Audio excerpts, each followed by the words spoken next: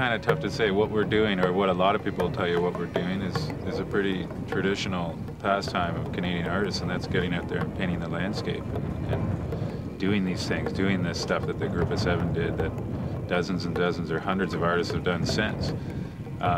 So it's a pretty integral part of the Canadian sort of mosaic or whatever, but it's not really something that would be considered avant-garde or something that would be considered contemporary. And as far as fitting into the art scene, most galleries these days, most of the upper echelon galleries, they don't really want a landscape painter, but it's what we love doing and where we love being, and it really sort of marries two of the things that most of us love, and that's being outdoors and painting.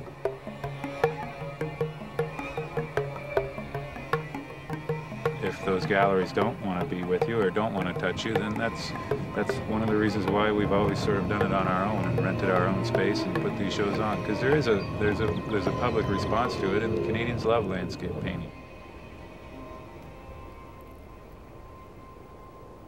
There's no spoken word that we are doing this for this reason. Everybody's got their own reason for doing it. Everybody is taking their own personal aim. Everybody's got their own distinct style. I think we have all just got a common interest, and that's to go out and paint and study the landscape.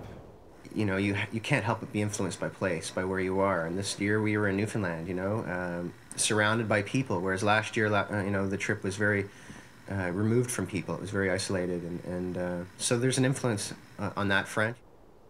Going out to Newfoundland was incredible because everyone has their preconceptions of areas before they go there, and we always do. We try not to before we go away to a new area especially, but it affects my work. I think it affects everybody's work in a sense that it's one more place that we've discovered within this country, and that's radically different from anywhere else.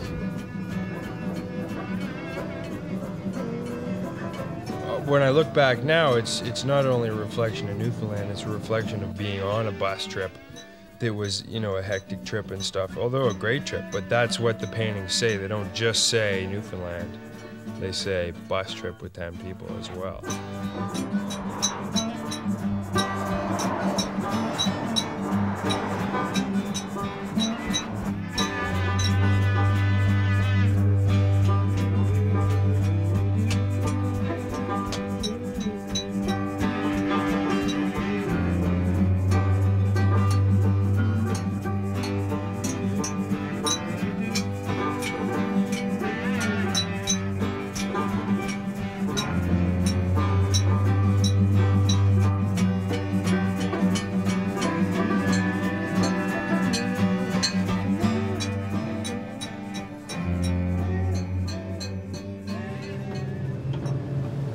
Everyone sort of eagerly anticipated the arrival to Trout River because it was definitely going to be our first impression of Newfoundland and our first impression of a small town and our first impression of the people, and everyone was dying to start painting and drawing because we'd been on the bus for about a week.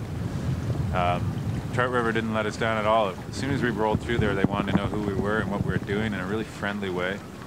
Kids everywhere. Everyone sort of got the juices going there because everyone sort of did their first couple pieces there. It was good. It was a great place to start. I didn't realize how big Newfoundland was, that's for sure. But it was nice that day in Trout River because we just felt the most settled. We've been on this bus right across the eastern part of Canada to get there, and it was our first day where we had the opportunity just to paint and to take it in.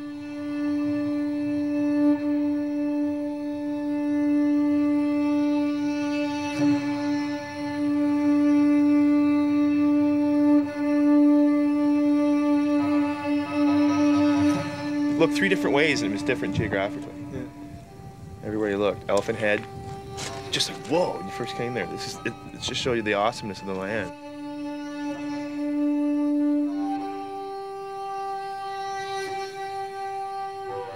The mountains were all covered in clouds, low cloud cover. So you couldn't really see the tops of the hills in the distance, and every now and then it would break and you'd get a glimpse of how big these hills were, and I was just blown away. I didn't realize that Newfoundland was covered by these massive mountains all over the place.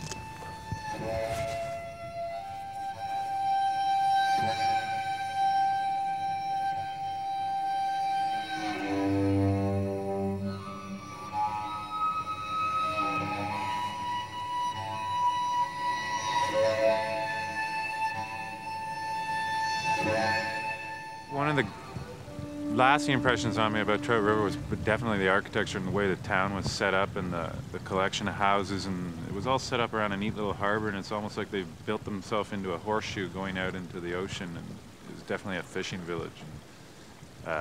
Old, small little shacks everywhere, all clustered together, no sort of, didn't seem to be any rhyme or reason of why they placed certain things here or there, and the actual individual people's houses were incredible, just beautifully taken care of, and out there painting every Sunday, it seemed like, and the trim and the gardens, and the people were proud of their homes, as small and modest as they were, so they were a joy to paint and draw, because they were in great condition, tons of character.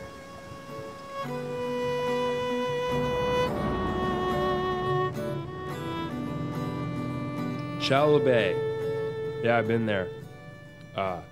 Went there in the morning, well, woke up there, and then headed out to the beach, which was fairly large. Followed Gord's footsteps for a while because he was the first man out. And let's see, kind of checked out the dunes for a while. Actually, put my stuff up on top of a dune, and it was like, okay, I'm gonna paint here, but I'm gonna go check out the beach first. And then was on the beach for so long that I figured I had to go get my stuff, go back to the beach.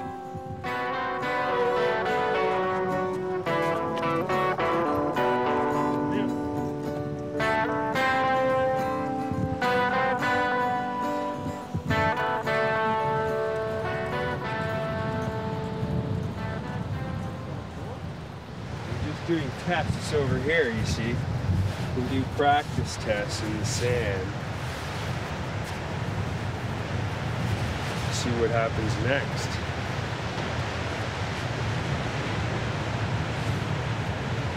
The first trip to Algoma in the winter for me was just incredibly frustrating. I mean, because the other guys had been landscape painting for, you know, a couple of years to a year prior to my entering the group, and I must admit to being a little lost when I first went out. I came back with these panels that were like, I felt like I was in grade 9 art class and hanging out with the art college graduates. I was like, oh man. I think the importance of sketching in the bush is to grab feeling, the immediacy of it. It's important to take these ideas and these little sketches back to the studio and use them to transport yourself back to this very place. In a month or 2 months' time, I'll go back to my studio and look at this little panel, this scratchy little panel, and transport myself very clearly back to that moment in time. And then I think that in turn helps to produce a stronger piece. I think that painting is what happens. It's what's left over when a bunch of things happen. It's not a description of what things look like or even what it feels like. It combines what it feels like with I don't know. It's like, it's more alchemy than description. Landscape painting essentially, you know, really isn't any different than any other painting, you know. It's like being in another place, another time, and you're just painting something else. You still have to use the same rules, you know, drawing, get it all down, and try and be organized and not be overwhelmed by what's around you. That was my big problem, was just like, I'd want to catch everything right at once, you know, so I'd start throwing in my brightest colors right away, and by the end I'd just have a big mess, and there was no organization to it. Initially, I was going to just concentrate on one of these pretty amazing pieces of driftwood, but then I realized, you know, this is the only place we're going to be here for a short time. I might as well try and encapsulate as much of everything, all the elements: water, sky, land. So I sort of walked up and down the beach for about an hour and looked at things, and picked up rocks, and smelt the air, and came on this ridge and settled on this location.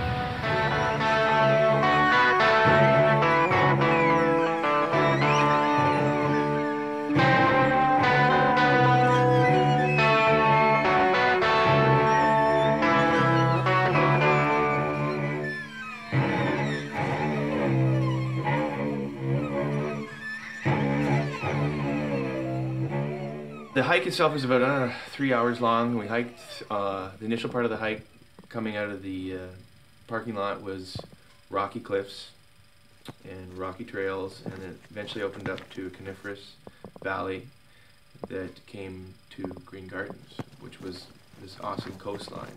When we first got there, we threw our packs down, a little tired from the hike, and just took in this tremendous view. An incredible, beautiful place. It felt like Scotland somewhat. Yeah.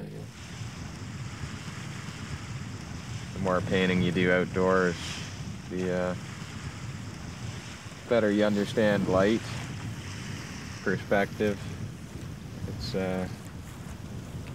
definitely a good exercise for painting. Helps improve the skills. What do you think you'd be doing if you weren't doing this? If you weren't painting? Spent some time in the labor union. Oh yeah? Yeah, I know I can work a jackhammer. But I prefer to be painting. I spent some time in the labor industry to find out that it wasn't where I really wanted to be.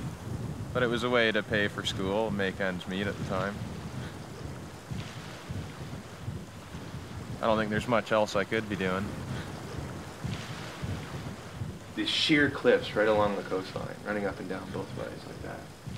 Stunning. And this particular painting is about that late afternoon, having arrived from the hike and just being really awestruck by the view, absorbing it.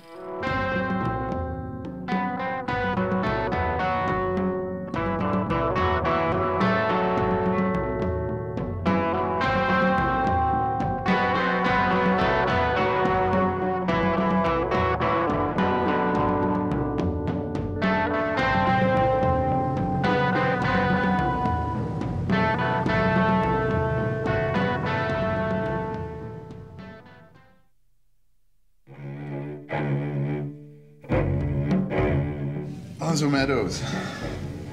Well, we drove from Grossmorn, I guess, straight up to Alonzo Meadows, which is the most northern town in Newfoundland.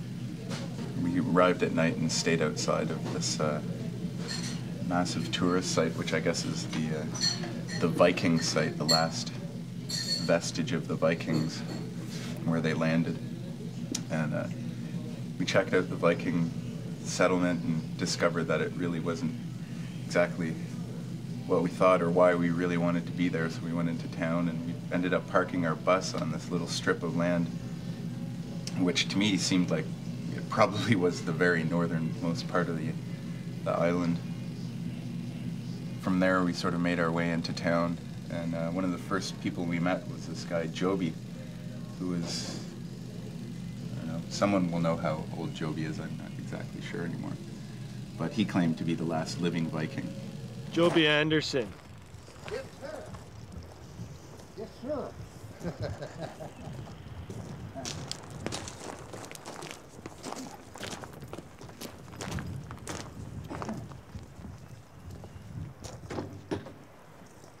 Now, there's my birds there. Look, you don't eat all their food. No, I don't starve them very much, do I? Look, that's what's left all the time. When it gets wet, you won't eat it. See? That food gone. No good for nothing. I gotta go down and see what happened, Mike. They just jumped in the water and then they grabbed him and then they left. Oh, I see. Too bad I wouldn't know him. He was in their dog car, back wherever the hell he was. What's that? Too bad I wouldn't know him. I hear someone screeched out from way in there. Yeah, I mean, I didn't know what was wrong. If I was home, brother, he would in their dog car. He wouldn't their dog car back. oh, I no, just took my gun and just sat down and started using chatting. No fooling around. The last known Viking. Last of the Vikings, boy. My boys would be all gone. They're not on left. Your son's not going to carry on the tradition? No, I don't expect. Everything is altered. Everything is changed, you know. Yeah. Not like it used to be. No more old days like they had it. No, everything has changed. Yeah. Hello, Cat. He's Rusty, the old goat.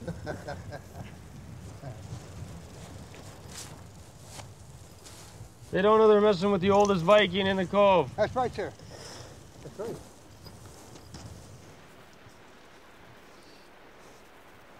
I think it's important to have people to rely on, you know, if you're creating things, because it's such a demanding process. You start getting tired of looking at one of your paintings, or you're frustrated with the way you're handling things, and then you go and visit one of the other guys, and you see what they're doing, and they might have some advice to offer you. So it's important to have people whose opinions you trust and respect, and to turn to.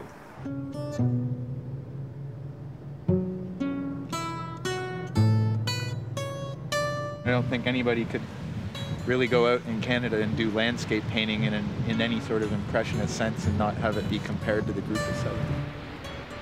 If you ever think, well, let's see, you know, Tom Thompson did something like this, I think I'll try and do that. I mean, if you take a look at all the artists' work, you know, at the end of the day, every panel is so different, and everyone's got their own really, really distinctive style. And you can just tell that, you know, we're all going after our own thing. At the same time, I mean, we're just a bunch of young painters doing what we love to do, and we're not doing it because anyone else did it before us. We're doing it because we want to do it. I only really like very few of the Group of Seven's paintings. For my personal interest in painting, I like Tom Thompson's small paintings from the bush. Just the energy of the bush comes out. You can see the energy of the bush. And I mean, that's what made that group paint, is Tom Thompson's bush paintings. I just admire good paintings. I don't know if I admire good painters, because I think every painter has bad paintings and good paintings.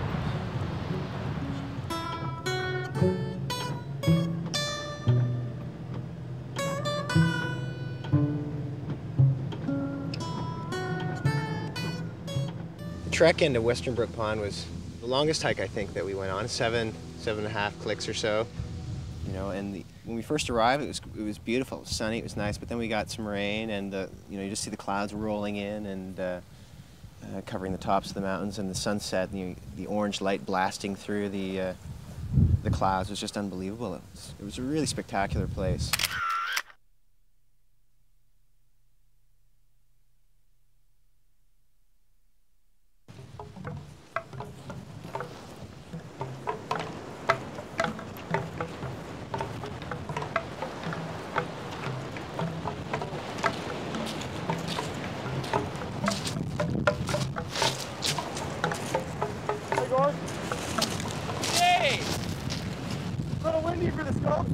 Aye.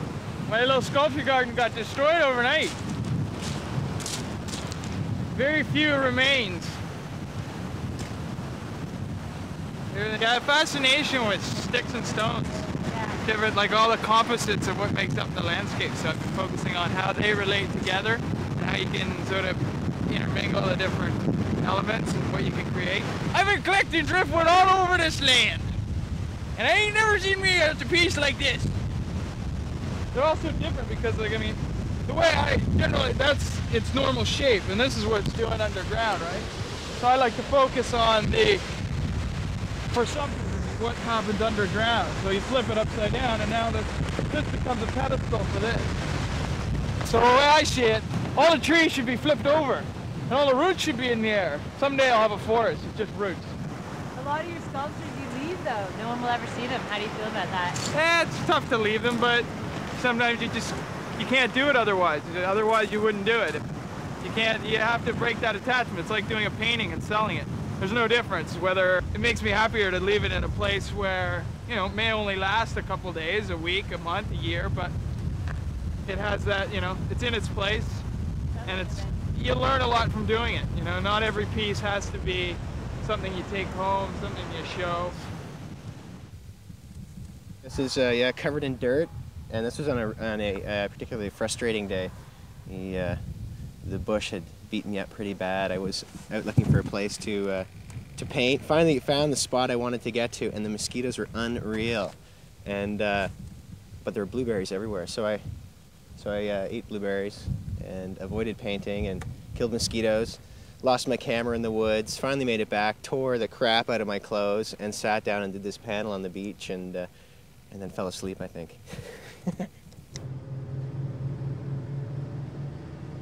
Salvage is a town that we hit our second last stop, I think before we got to St. John's.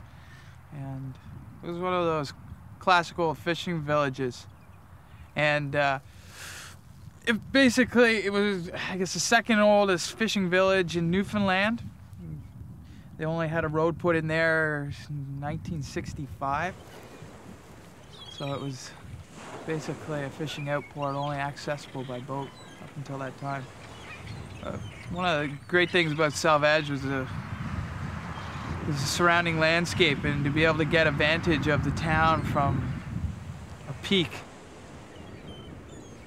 We came and parked our bus in the town, as was somewhat a ritual, and it seemed like always the circus coming to town. All the kids would peek out of their little hiding spots and, you know, make their way slowly up to the bus and sort of scout out what was going on. I remember particularly one instance, I was doing some work about behind the bus and playing with some rocks, just playing on some ideas. I've been noticing how the shores form with the little jetties here and there, and just by assembling it, I was able to describe to them what I was trying to get out of it, being an outsider, playing with the elements of their environment. So it was a good feeling to be able to sort of pass on a little message of what you were trying to achieve on the trip to a child whose mind is always open to new concepts and new ideas. It really was at that point that we knew that we were more interacting with the Newfoundlanders, which is a different part of this trip for us, because most of the time when we're on the trips it's just about being in the bush and kind of separating ourselves from any other elements of society, but here we were really delving into another culture and really enjoying it. She'll be fishing for squid to the end of October, you say? Yeah. And where's all the squid go? Well, these here and then we're drawing them. Puts them out to store and hangs them up. And when they're dried, then pressed out and ships them to the fish pond.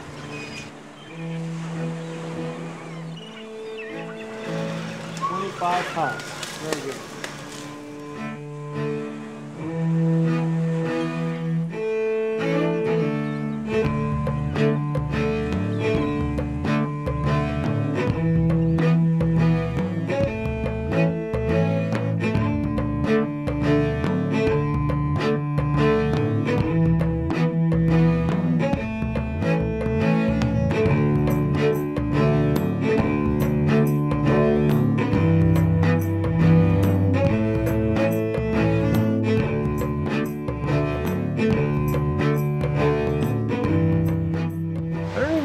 Remember what it's like to have the painting go the way I want it to, because this trip has just been so fucking like social or so busy or something.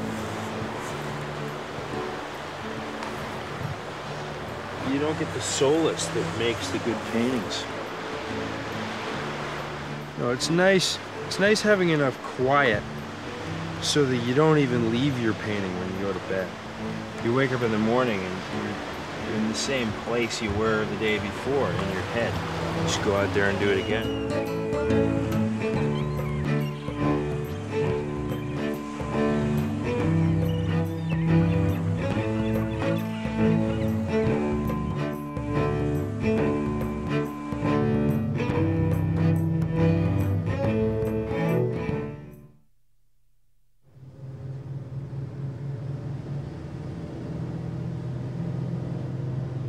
Getting to St. Leonard's was a bit of an adventure in itself.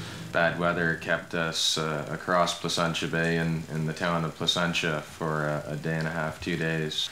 Our boat that we had rented to ferry us across to St. Leonard's from Placentia wasn't going to travel in the rough weather. So after 2 days of waiting around for the weather to change, we hopped in the bus and 6 of us drove up to Arnold's Cove, where we rented a boat that took us over a 3-hour boat cruise over to our sheltered bay, and they dropped us off and left us there for 5 days.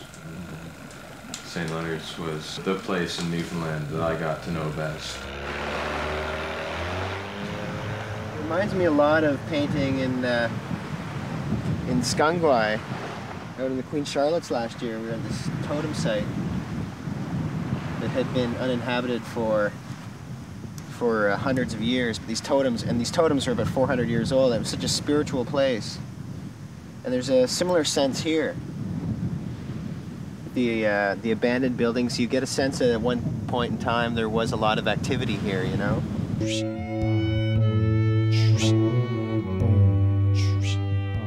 I just like getting back into the thick of it all, into the bush, trying to live a simpler lifestyle.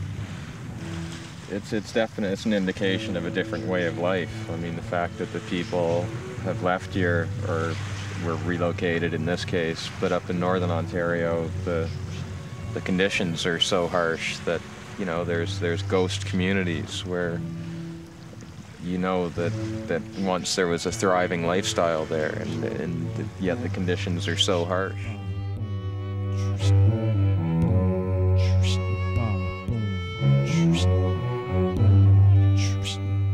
You can tell that these people had heart, that they were survivors. This was home.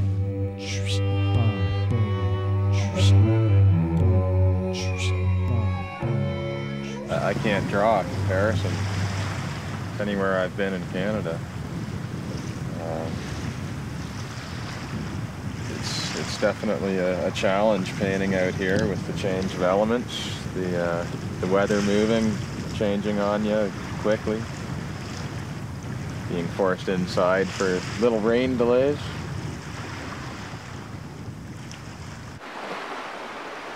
If it's a good painting, like if the painting, if it's one that I think was good, like because the day that I painted it, it felt good. Because I mean, that's what makes a good painting, is when you're painting it, it blows your mind. I don't think it has anything to do with what it looks like. It has to do with the energy that you put down. It's like when a baseball team is playing a brilliant game, like it's not because they're good players and they're doing everything right. It's something else that makes it work. And I think that's what a good painting is. It's not that you're a skilled painter, it's that it's going well. You mean what you're saying and it does something.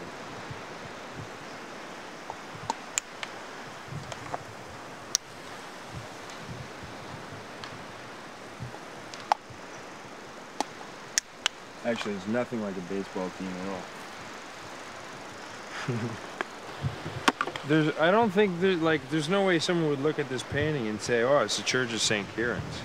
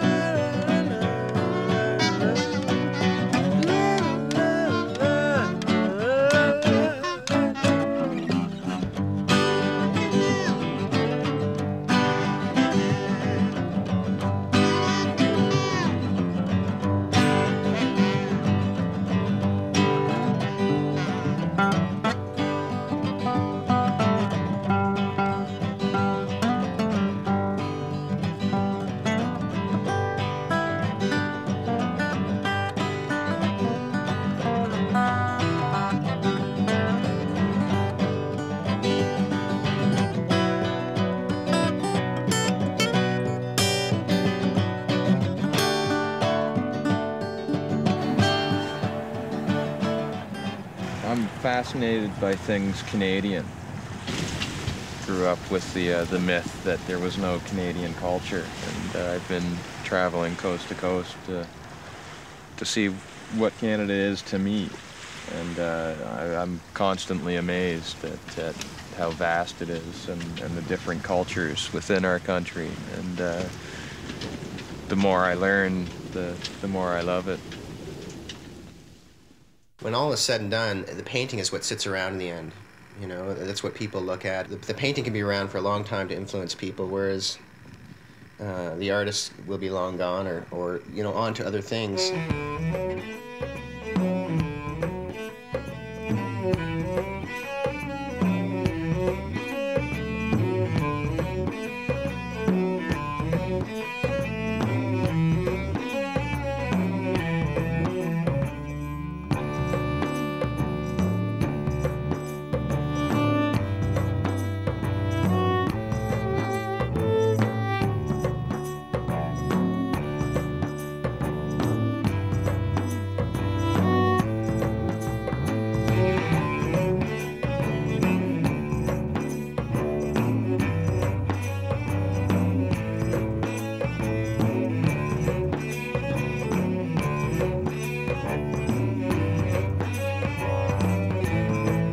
It's funny, as you get further and further away from the actual time of the trip, it becomes a little more, it becomes more difficult to get your head into that Newfoundland space.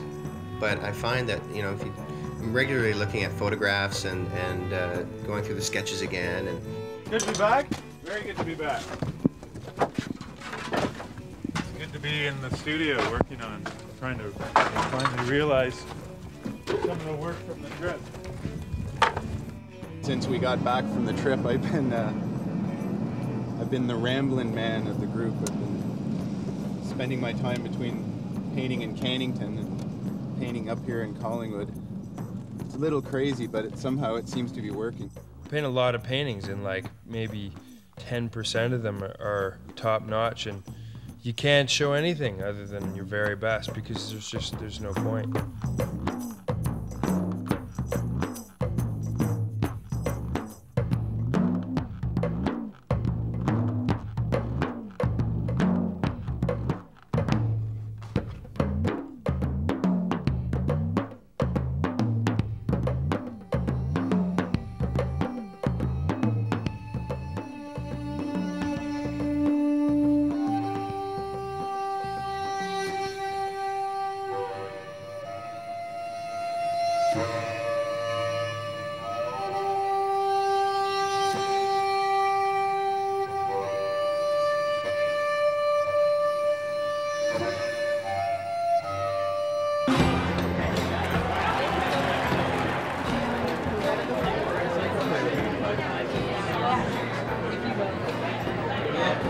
Well, we have a lot of clients here tonight, a lot of supporters of young Canadian artists.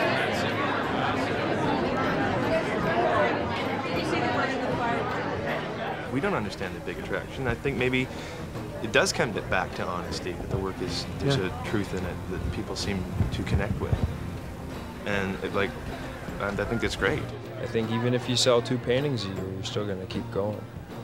I think you're going to keep going even if they don't, because you paint out of reaction to that. I don't think any of us thought at this point in our career, before we were 30, we'd be able to even have an income from painting, but we've been lucky and we've got a supportive group, especially in Ontario, that's enabled us to sort of continue doing what we want to do. And yeah, we do make a living at it.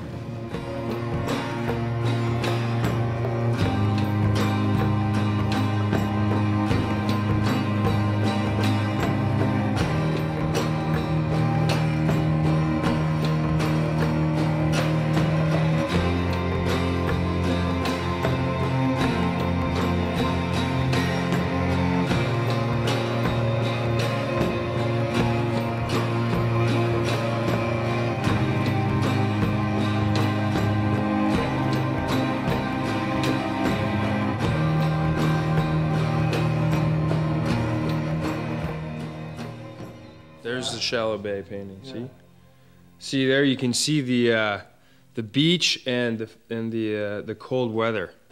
You can see the cold weather in that. And I think my toque is in here somewhere. I'm not sure where actually. Actually, right now I can't see anything because I'm a little behind the picture.